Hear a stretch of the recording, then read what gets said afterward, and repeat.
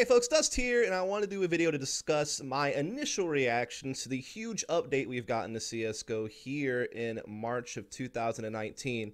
And this is actually pretty funny timing because I was about to do a video about the AUG meta and my thoughts about the AUG and its need to be nerfed slightly or something like that, because the AUG had basically been running rampant since October, so it's been about 5 months since we've seen a really substantial update to the game. And then lo and behold, this update pops off kind of out of nowhere right in the middle of the WESG tournament, and as we're about to head into some other, steady pro league play and some other big tournaments on the horizon, as well as some tier 2 tournaments and stuff like that that are going to be kicking off pretty regularly here in the next couple of months. So yeah, this is actually not a bad timing to drop an update. It's well before the next major. Again, it's a decent distance until like DreamHack Masters Dallas and some other big tier 1 events coming up, as well as, this is before the EPL LAN League is going to kick off as well in about a month's time. So not a bad timing to do a big update if you're going to do one.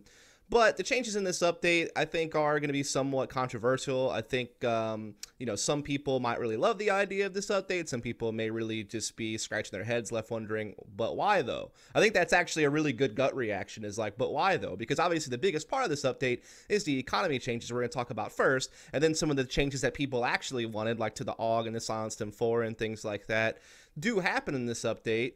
And we're happy to see those things happen, but then this big economy thing happens, and I think a lot of us are just left wondering, well, why though? Was this really necessary? What was wrong with what we had? We have been running on pretty much the same economy system in CS, and it's worked just fine for ages. So why is there a need to change it now? There was already a brief change from CSGO, by making the initial one loss bonus $1,900 a while back to try to help out people a little bit more after they lose pistol, and to maybe get buys starting earlier, because, instead of the buy rotation kind of being like, if you lose pistol, then you might force buy second round or full save 2 rounds or whatever. But chances are, if you lost round 1, unless you force bought, it was going to be a 3-0 start for the team that won pistol. And then if you lost the opening gun round, you'd have to save again. And so typically you'd see a lot of 5-0 starts, in fact, if there wasn't any force buying involved. Granted, force buying was very common second round, so the 3-0 start wasn't always guaranteed, and certainly a 5-0 start isn't guaranteed. But that was kind of the pattern. And then the economy changed to make the, first loss bonus $1,900 just initially at the very beginning of the game, but then going back to $1,400 later on. This allowed teams to start full saving second round, which actually discouraged force buying in round 2. And what you saw a lot of the time is that if a team won pistol, they generally get a 2-0 start, but then their opponent could full buy in round number 3. Unless they did decide to force and they really wanted to get their money for a lot more utility, then maybe you could still see some bigger starts if a team survives a force buy early on. But generally speaking, it felt like it was a 2-0 start. Then the first gun round came in round 3, depending on how that went, depending on how the economy went for the rest of the game. So, yeah, it's kind of weird that they've made this drastic change, though. Again, something that no one was really calling for, I feel like. I mean, obviously, some of the arguments that can be made about this economy change that we're about to dig into could be to make the game more exciting, to change things up, to keep things fresh. Maybe the really tough economic reset you would suffer if you lost a bunch of rounds in a row, but then finally won a round, then lost again, and how it went right back down to 1,400, and how crippling that could be, how that could ruin someone's economy for really a whole half of it. Happens maybe 2 or 3 times that you get hard reset. Let's say you go down 0 to 5, you win a round, it's now 1-5, and then you immediately lose again. Now it's 6-1 against you. Then you get hard reset. And then let's say you kind of go back and forth for a few rounds and you just keep getting reset back to $1,400. Yeah, it could be very hard. And it could really just ruin a whole half, especially against CTs. So I could understand that maybe the reset to 1,400 after, losing a bunch of rounds in a row, then win one, lose one, could be maybe a bit overly harsh, but we're just so used to it, right? And I think it helps build certain storylines and it helps craft certain narratives in a match. And so I obviously wasn't necessarily opposed to it. Again, many people weren't even talking about needing any economy change, but here we are with it. So let's get into it nonetheless. And it is... Now, the round loss bonuses are based on the count of a team's round losses. The count increases by 1 after every loss and decreases by 1 after every win, with the minimum being 0. So with 0 losses, it's 1,400. With 1 loss, it's 1,900. 2 losses, 2,400. 3 losses, 2,900. 4 losses, 3,400. So, nothing has changed really about the loss bonus, how it increments up. And you still do start with 1,900 at the initial loss. Teams will still begin the half with a loss count of 1. So you still get 1,900 at the beginning of the match if you lose pistol round or something like that, right? So that hasn't really changed. It's just, you know, if you lose, then you go up the totem pole to the next highest loss bonus. And then if you win one, you go down one. Now, how this works out, and again, I don't know if this is intentional or if this is how it's supposed to go, is in a scenario where you lose, you know, multiple rounds in a row and you get $3,400, right? If you've only got the 3,400 loss bonus one time, then when you lose one, win one, you're only going to get $2,900 because it went down. But if you sit on the 3,400 loss bonus for multiple rounds, like let's say you go down 0-7, right? Then you win one, lose one. You actually go still to $3,400 again. So this essentially means that with the 4+ losses, you can go in the 5-6 deep, and that can kind of stack. And until you get back down to the 3 loss counter, you're going to get $3,400.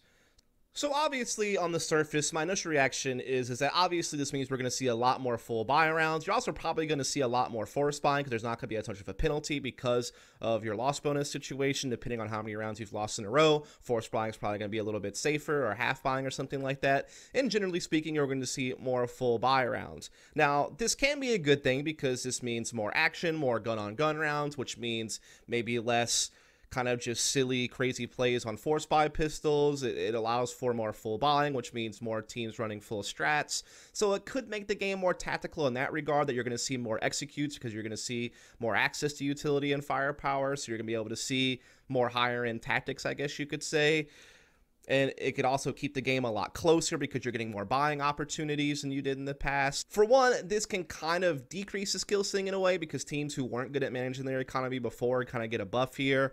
But teams who are really good tactically have a really good system because you're going to get these rifle rounds time and time again. If you are the better team, you're probably going to win the majority of those rounds. So in a sense, this economy change could keep games closer because there's more buying. But also, if you're a really sick team, this could make you even better because you get to run more gun-on-gun strats, and if you have a better playbook or a deeper playbook, then you're probably going to be still really just killing it in this system, right? So, yeah. I do think, though, that this kind of makes the economy system important in a different way, not like what we're classically used to, which kind of is what set Counter-Strike apart. And so it makes me feel like we're kind of going away from what Counter-Strike has been classically. Because, yeah, you could say it's boring to watch save rounds and ecos, but what if someone wins that eco? That's what was so crazy. That's what could be so exciting when someone pulled off a big play on a save round and somehow won it. Or, you know, it made gun rounds, when you did see them, so much more epic and important. Because you knew if the team lost a gun round, they were going to get reset. It would ruin their economy, and it would give the opponent so much control. And so it would really make those critical rounds so much more exciting. So you could say that these economy changes make the excitement kind of spread out overall, on average be higher because you're seeing more gun-on-gun rounds. But in reality, the epicness of how important a particular round could be is taken away a little bit because there's not as much of an economic punishment that takes place when you lose. So it's a little bit of give and take on the excitement, so to speak. And it's also, again, it seems like we're moving further and further away from the economy having massive impact, and that is kind of what Counter-Strike was to me. That was one of the biggest defining features of the game. So I'm a little bit torn on this. I think it could be very interesting, but I do wonder if there's a little bit of a hiccup here where you can just get $3,400 multiple times in a row if you've lost enough rounds in a row. Yeah, I guess it does become a little bit of a comeback or catch-up mechanic, but it also does recreate this one situation I want to talk about before I move off the economy changes. Because, again, I don't want to talk about this too much because I need to see it play out a little bit more before I form a full opinion. Again, this is just my initial reactions. But I did want to bring up one situation that this could create that I do think is a little bit worrisome. So this is actually a Reddit comment that a man by the name of Souvenir Submarine put out. And this actually is interesting to me because basically it illustrates a situation where, let's say the CT team goes up 5-1, right? Terrorists finally win around, so they get their 3,250. CT reward is 1,400 because they were up 5-0, so their loss bonus wasn't built up, right? So then a T team wins one, loses one. But they basically keep alternating between $2,900 and $3,250 because they didn't build up to like being down 0-7 where they're getting the $3,400 back on the win one, lose one combo. But they're still floating at $2,900. So they're alternating between $3,250 and $2,900 as they, you know, were down 1-5, but now they're going 1-for-1, right? So it was down 0-5, now 1-5, now 6-1, now 6-2, now 7-2. You see what I'm saying? So it's alternating, right? With the CT team, they're just stuck on 1400 every single time. So it's almost as if you get a disadvantage for having a massive lead and then the game starts going close, because your opponent is going to have way better economy because they're, alternating between 2100 and 3250, whereas you're alternating between 1400 and 3250 because you didn't build up a big loss bonus in the beginning of the game. So I am a little bit concerned about this situation. You almost get penalized for having a big lead and then the game starting to get a little bit scrappy because of how the economy system works. So I am curious a lot about how this situation plays out in particular. This particular situation does worry me a little bit. Now to get to some of the other changes, because again, I want to see the economy play out more before I form any really big opinions on it, is that they added Flashbang assist for players who successfully flash an enemy, which then gets killed by another player. So this basically is going to allow a person who gets a flash assist to get a little bit of credit in the kill notification. This is something that we already saw on HLTV scorebot system, but now it becomes a main part of the death notifications in the game itself. Now, obviously, there's a huge competitive issue with this, whereas if you see who got the flash assist, someone pointed out a situation where I think it was Keto or something like that. I can't remember how to pronounce his name, but basically the situation is if someone's 3-stacking B on Inferno and you kill 2 players, but then you notice that the flash assist up on the screen is not one of the 2 players you killed, then you know there's a 3rd player inside the B bomb site. So it gives away a little bit too much information to an opponent to know, a flash assist. So I feel like this adding flashbang assist for players should probably only be in GoTV, or should probably only be visible to the team. Well, it should definitely be visible in GoTV for commentators and for spectators, but in-game it should only really be visible to the team who actually got the flash assist, right? Your enemy shouldn't be able to get that information. So that is definitely something to think about with that. I think it's a cool change in theory. It just needs to be tweaked a little bit to where you're not giving unfair information to an opponent. Then with the AUG, yes, it has been nerfed only in price. It's back to its original price of $3,300. This is obviously because the AUG's been running rampant at $3,100, where there was really no reason not to buy it over the M4. They were the same price. Yes, the movement speed was a bit different and different things like that, but the AUG was still objectively better. I think the movement speed was negligible, especially on the CT side when you're holding angles. That's the main point of the AUG, so you're not really feeling that movement speed decrease compared to an M4. Obviously zooming in, the accuracy, just the AUG was so damn powerful, and it allowed CTs to do things they couldn't do before, hold certain angles they couldn't really hold safely before, and it really did kind of buff the CT side of the game.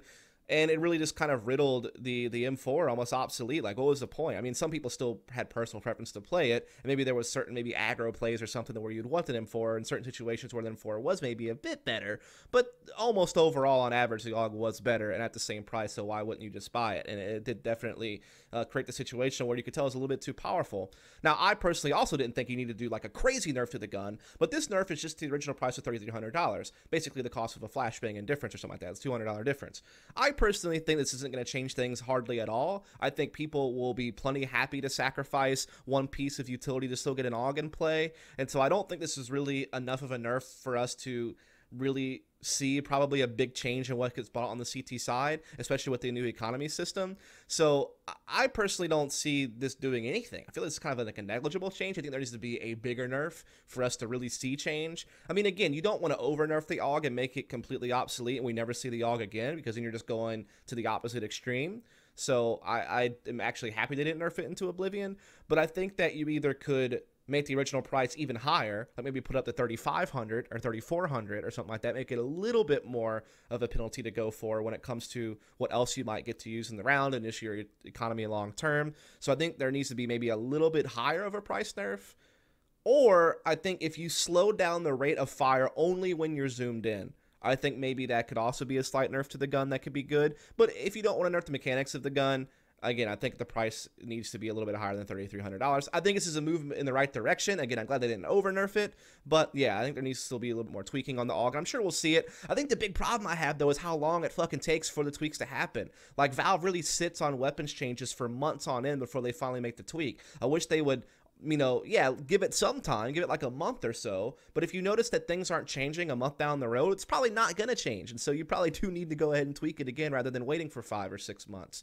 Hell, with the CZ and the Tech 9, it was like 7 to 9 months before we really saw big change. So that's one of my big gripes about Valve sometimes on weapon balance, is that they let things sit for too long without adjustment. And so I just want to kind of point that out. Now, the Silenced M4, by the way, also gets a buff because it gets 25 bullets in the mag and 75 in reserve, so this is a pretty good increase. I still think the M4A4 is objectively better in every way because it still has more bullets and it still has a higher rate of fire, which means more DPS.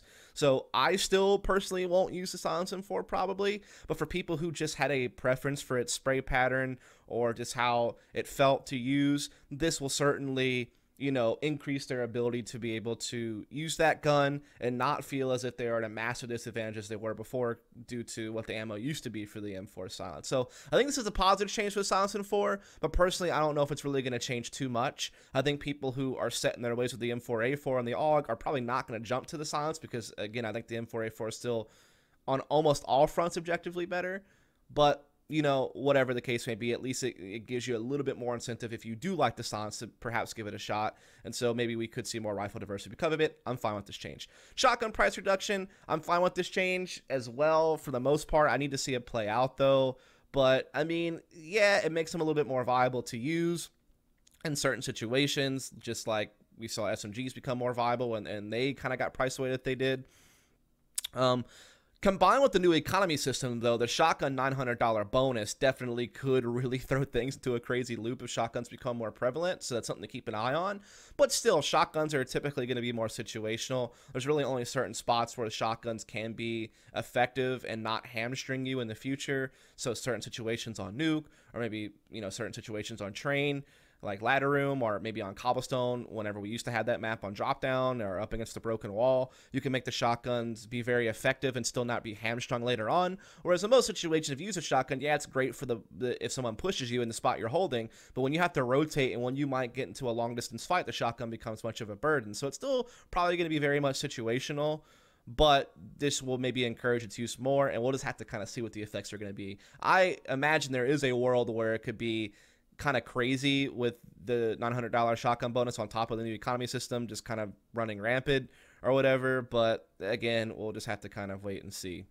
Now, there was also some changes to some maps that we don't really play, so I'm not really worried about, and there was a new case, which to me, again, not really worried about. Don't care about the cosmetics too much, so I'm not really going to get into that. But yeah, I just wanted to do some initial reactions on the new economy system because that's really the biggest change. Talk about some concerns with it, but also there could be some positive with it as well.